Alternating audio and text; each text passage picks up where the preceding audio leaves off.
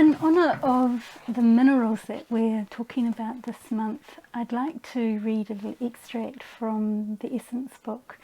It's an exploration of mineral and stone and the entry into stone and the connection to landscape and the connection to story and to soul.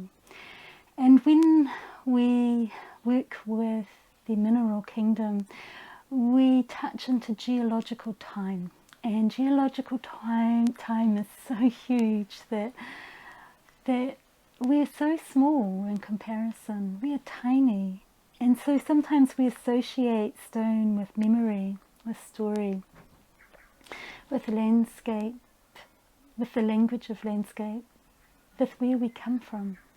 And so this little extract from the book Essence, which is describing and working and being with the essences, but also touching into the concept of essence through a journey as well. So here it is, a little extract here that connects us to stone. I desire ease, to hold something solid in my hand, a small grey oval stone, grey-wacky, moulded by the sea.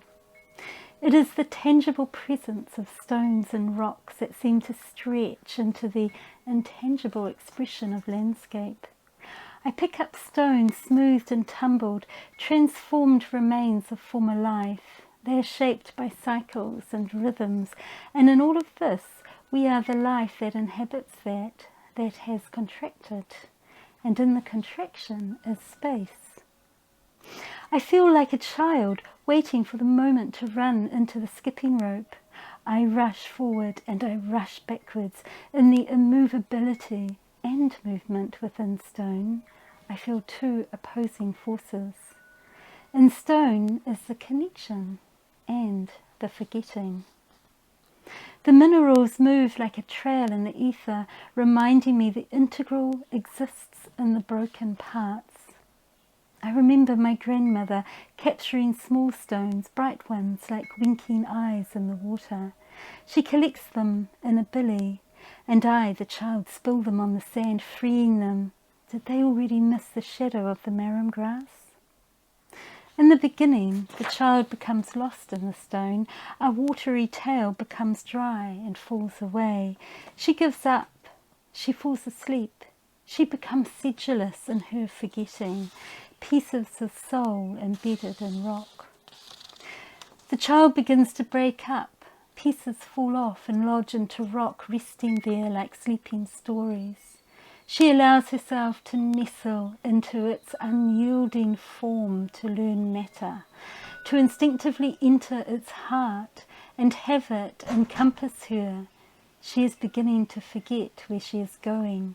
Being in rock is like that. She is everything. She is nothing.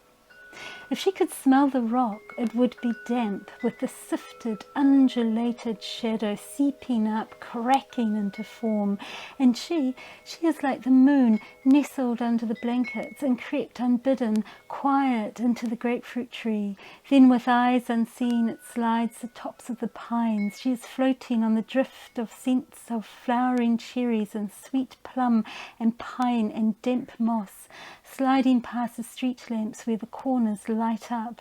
The smell of mown grass tugs her senses before she slips in the stream, resting forbidden and forgotten in the cool water, sucking on the peppery watercress and colliding with stone.